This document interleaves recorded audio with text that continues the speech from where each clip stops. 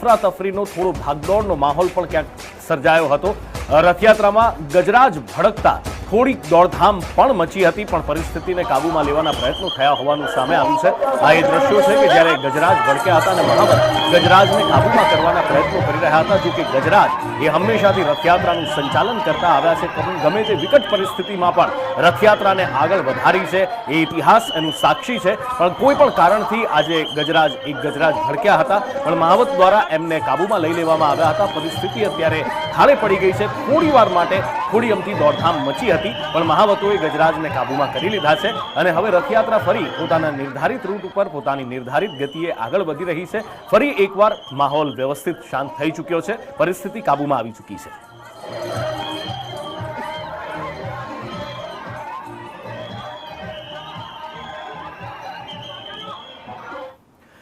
સહયોગી ઝંખના મારી સાથે ચકલેશ્વર મહાદેવથી લાઈવ જોડાયા છે। ઝંખના, કેવો માહોલ ત્યાં જોવા મળી રહ્યો છે?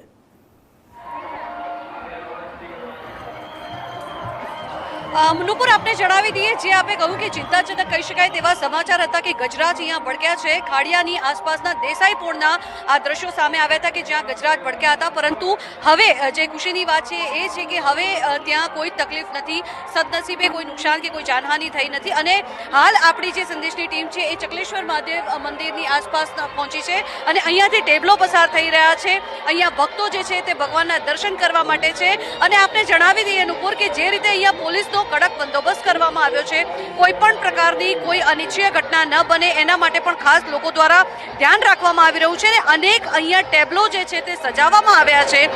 ઓપરેશન સિંદૂરને લઈને પણ ટેબલો તૈયાર કરવામાં આવ્યો હતો। અને અહીંયા આ દ્રશ્યો હાલ જે આપ જોઈ રહ્યા છો તે ખાડિયા ચકલેશ્વર મહાદેવ મંદિરનું જે સર્કલ છે તેના આ દ્રશ્યો છે।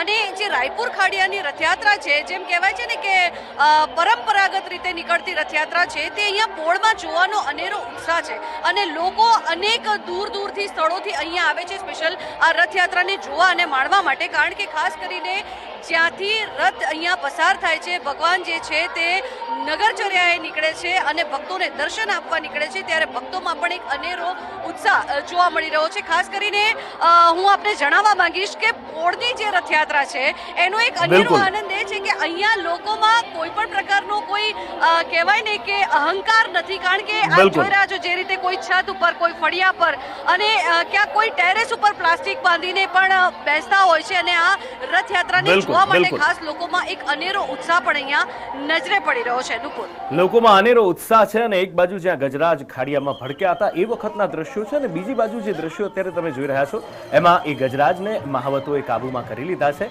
અને એ ગજરાજને અલગ તારવી દેવામાં આવ્યા છે।